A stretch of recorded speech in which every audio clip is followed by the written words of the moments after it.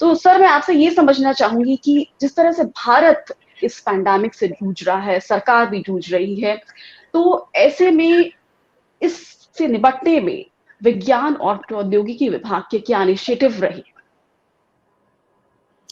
बहुत अच्छा प्रश्न है। ऐसा है, देखिए कि जब पहली इसकी लहर आई थी पेंडेमिक की, तो अगर आप उस समय के हालात पे गौर करें तो हम देखेंगे कि उस वक्त भारत में कुछ भी इसके जो संसाधन हैं वो अवेलेबल नहीं थे।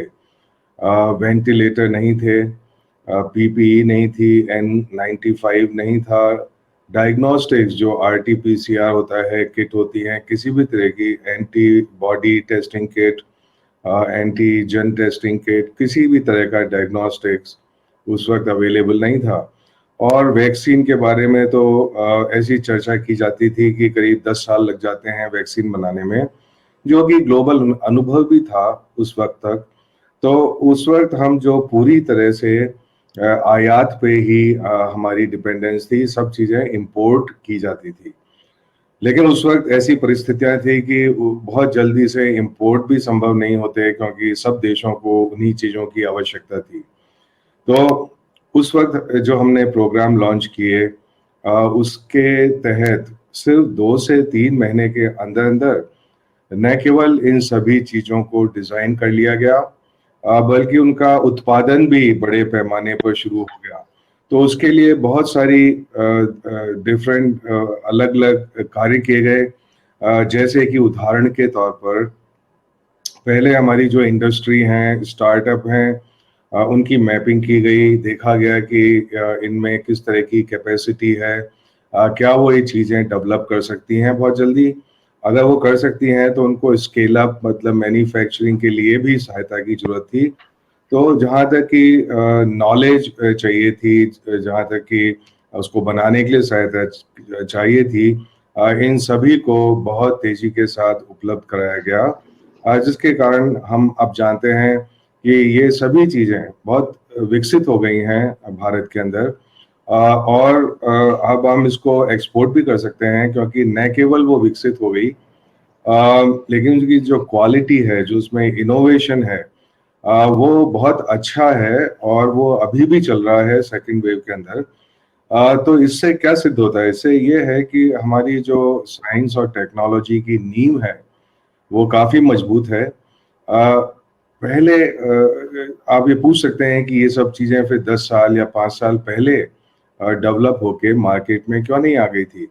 ये एक प्रश्न है, बहुत अहम प्रश्न है, जो न केवल वेंटिलेटर और डायग्नोस्टिक्स पे ही अप्लाई होता है। ये और भी बायोमेडिकल, जो हमारे बायोमेडिकल मशीन्स होती हैं, किसी भी चीज़ में काम होती हैं, वो बहुत इम्पोर्ट होती हैं।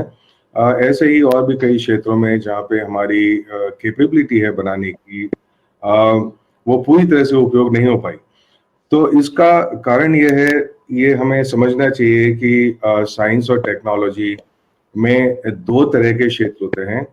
एक क्षेत्र जो कि आपको जिस नॉलेज की ज़रूरत है उसको पैदा करता है, जैसे हमारी यूनिवर्सिटी हैं, IIT हैं, R&D इंस्टीट्यूशंस हैं, ये सभी मिलके जिस जो हमें उसकी नॉलेज चाहिए, उस पे रिसर्च करके, डेवलपमेंट करके, इनोवेट करके उसको नॉलेज को पैदा करते हैं। लेकिन वो नॉलेज पैदा करना ही पूरा सलूशन नहीं है। उस नॉलेज का उपयोग भी करना होगा, और उसका उपयोग जो करते हैं वो है हमारी इंडस्ट्री। तो इन दोनों के अंदर जो कनेक्ट चाहिए इसको बनाने के लिए चीज़ों को, ऐसा है कि नॉलेज का पुश होता है और नॉलेज का पुल भी होता है। ये दोनों जब मिलके कार्य करते हैं, तो निसंदेह हम इसमें बहुत तेजी से प्रगति करते हैं, ये हमने हरदम देखा है। इसमें क्या था कि पैंडेमिक टाइम में, जबकि हमारा उद्देश्य बहुत क्लियर था कि हमें ये चीज़ बनानी है इतने समय के अंदर, तो उसमें government, industry, startup, R&D institution, IITs, इन सब ने मिलके कार्य किया। तो ये बात बहुत अहम है कि अगर हमारा पर्पस है वो बहुत क्लियर है, और उसमें सभी लोग मिलके कार्य कर रहे हैं, वो इंडस्ट्री हो या यूनिवर्सिटी हो। इन दोनों के बीच में जो खाई है, जो गड्ढा है, उसमें ही जाके हमारा साइंस बहुत बार गिर जाता था। तो वो उसका पूरी तरह से उपयोग नहीं हो पा रहा था।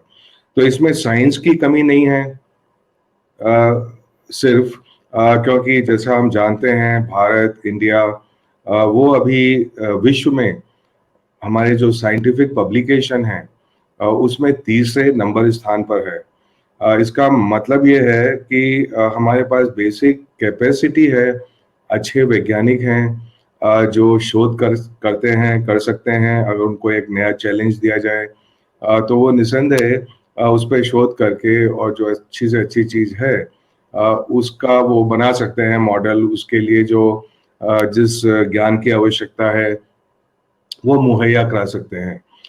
उसके बाद जो हमारा मार्केट है, जो हमारी इंडस्ट्रीज हैं, वो उसको लेकर कर और उसको कमर्शियल अपॉर्चुनिटीज में तब्दील करें। तो जैसा आपने कहा, साइंस और टेक्नोलॉजी का बहुत महत्व है और वो पहली वेव में भी इससे दुआ कि हम ये सब कार्य कर सके। अब दूसरी वेव में जो अभी चल रही है, जैसे कि पहली लहर के अंदर ऑक्सीजन की कमी महसूस नहीं की गई थी, क्योंकि आपको याद होगा पहली लहर के अंदर क्योंकि टोटल लॉकडाउन था कंट्री में। इस कारण जो जो हमारी पीक वैल्यू थी वो इतनी ऊपर नहीं गई थी और उसका जो टाइम था वो करीब ऐसे मतलब बहुत तेजी से नहीं बढ़ा था। वो कई महीनों के ऊपर चला था। तो इस कारण जो मतलब क्राइसिस हमने कुछ महसूस की है इस दूसरी लहर में, वो क्राइसिस की हालत पहली लहर में नहीं आ पाई थी। और उस कारण उस वक्त ऑक्सीजन जैसे कि है उसकी इतनी जरूरत, मतलब उसकी पूर्ति पूरी थी। लेकिन अब हम देख रहे हैं कि बहुत सारी होम केयर की भी जरूरत होती है, उसमें भी ऑक्सीजन चाहिए। आपने देखा हॉस्पिटल्स में कभी कभी उसकी कमी हो गई थी। तो इसके बनाने के लिए जैसे ऑक्सीजन कंसंट्रेटर हैं, जैसे कि लिक्विड ऑक्सीजन है, गैसियस ऑक्सीजन है। तो कई जो हमारी टेक्नोलॉजी हैं, जो हमारे संयंत्र थे, उनको रीपर्पस किया गया। और उसी के साथ साथ अभी ये ऑक्सीजन कंसंट्रेटर्स भारत में ही बनाने का बहुत तेजी से सिलसिला शुरू हो गया है। उसके लिए भी डीएसटी ने उसमें मदद की है। अभी हमने काफ़ी सारी कंपनियों को बुलावा दिया है। करीब 20 करोड़ रुपए की उनको मदद दी जा रही है, जिससे कि वो बहुत जल्दी डेवलप करके 1 महीने के अंदर अंदर वो मार्केट में उतारना शुरू कर दें इन चीज़ों को, जिससे हमारी उसमें पूरी तरह आत्मनिर्भरता हो जाएगी। तो आपका प्रश्न था पूर्णिमा जी, जी, आपका जो प्रश्न था आप उसको एक बार कुछ बताइए, क्या पहलू है जी, उसका जो हमने अभी डिस्कस नहीं किया। समझना चाहूँगी समझना चाहूंगी